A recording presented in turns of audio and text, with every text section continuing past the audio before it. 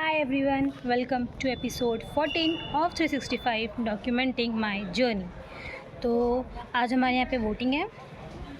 मैंने just vote किया and now जाना है, सुबह से आई थी। तो जैसे कि मैंने बोला था कि आज मैं वोट देकर आई एंड देन वहाँ से आने के बाद मैंने 2:30 या 3 के अप्रॉक्स में आई थी। फिर वहाँ से आने के बाद मैंने पहले गेट के टॉपिक्स निकाले कि मुझे क्या क्या टॉपिक पढ़ना है। मतलब अब मेरा सीएस बैकग्राउंड नहीं है तो मुझे सीएस के कुछ टॉपिक्स नहीं पता है, बस उनको सिलेबस मुझे एक्चुअली गेट का नहीं पता था, तो मैंने उनका सिलेबस निकाला कि वो सिलेबस कैसा है क्या है। उसके बाद मैंने देखा कि कौन से टॉपिक्स मुझे आते हैं, कौन से नहीं आते हैं और मुझे किन टॉपिक पर ज़्यादा फोकस करना है। तो मैंने वो निकाला, वो लिस्ट बनाई कि हाँ ये टॉपिक्स मुझे करने हैं। उसमें से कौन से ज़्यादा किसको प्रायोरिटी मिलनी चाहिए, टॉपिक्स की लिस्ट बनाई पूरी। अभी जैसे कि मैंने लिस्ट निकाला तो उसमें से मेरा मेन फोकस ये निकलता है कि मुझे सबसे पहले एप्टीट्यूड खत्म करना पड़ेगा, क्योंकि एप्टीट्यूड 15 मार्क्स के लिए आता है और वो तो करना ही है। उसके बाद मैथ्स भी है, तो मैथ्स में मैं अभी फिलहाल सिर्फ जो इजी और डायरेक्टली फॉर्मूला बेस्ड क्वेश्चन है उस पर फोकस करूँगी। उसके बाद आता है डीएसएम। डीएसए में एक्चुअली मैंने देखा कि कुछ पैटर्न है जो कि रिपीटेड है, तो वो पैटर्न अगर हमसे उतना पैटर्न भी किया थोड़े बहुत 1-2 क्वेश्चन उसमें आ सकते हैं, तो डीएसए के वैसे क्वेश्चंस करने हैं। उसके बाद मुझे ऑपरेटिंग सिस्टम्स करना पड़ेगा, डीबीएमएस करना है और कंप्यूटर नेटवर्क्स। ये जो इतने 6 टॉपिक्स हैं वो मैं प्रिपेयर करने वाली हूँ गेट के लिए। बाकी जो टीओसी, कंपाइलर, सीओए और डिजिटल लॉजिक है, डिजिटल लॉजिक मुझे ऑलरेडी आता है क्योंकि वो मेरा बैकग्राउंड है, तो मुझे उस चीज़ के बारे में नॉलेज है, तो उसमें मुझे इसको रिवाइज करना पड़ेगा। पर इन 4 टॉपिक्स के 4 क्वेश्चन आते हैं, कभी कभी नहीं आते हैं और रेयरली बहुत कम होते हैं, और कंपैरेटिवली देखा जाए तो टॉपिक्स थोड़े हार्ड भी हैं, इसलिए इन 6 टॉपिक्स में से मैं फोकस करूँगी। तो एप्टीट्यूड आधा हुआ है अपना, आधा करना है, वो करेंगे। उसके बाद फिर मैथ्स के मैं फॉर्मुलाज के हिसाब से निकालूंगी कि जहाँ फॉर्मुला बेस्ड क्वेश्चन हो वैसे क्वेश्चन।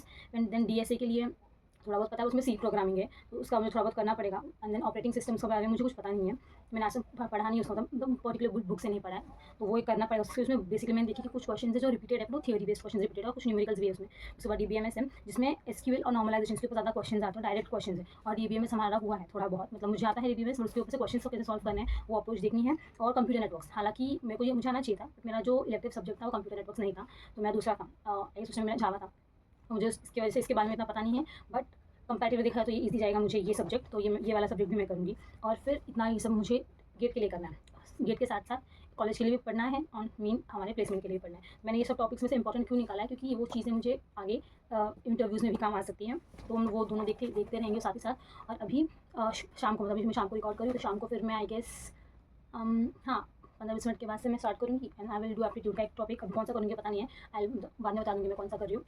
उसके बाद मैं सोच रही हूँ कि मैं डीबी में स्टार्ट कर दूँ, बिकॉज डीबी में मेरा हो चुका है थोड़ा बहुत, तो उसमें का मुझे क्वेश्चन एकदम थियरी तो मुझे आती है, कुछ न्यूमेरिकल टाइप क्वेश्चन होते हैं सॉल्व करना है वो एक बार देख लेंगे और उसमें क्वेश्चन बनाने का ट्राई करूँगी।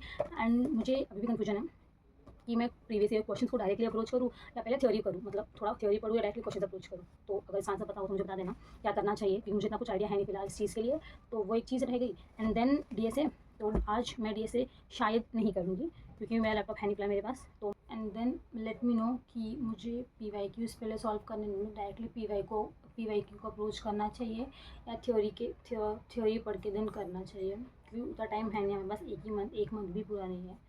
एंड देन आज के लिए बस इतना ही, एडिड अ लॉट, ठीक ठाक किया है। एंड नाउ हम बढ़ेंगे कल से। Till then bye bye, keep studying.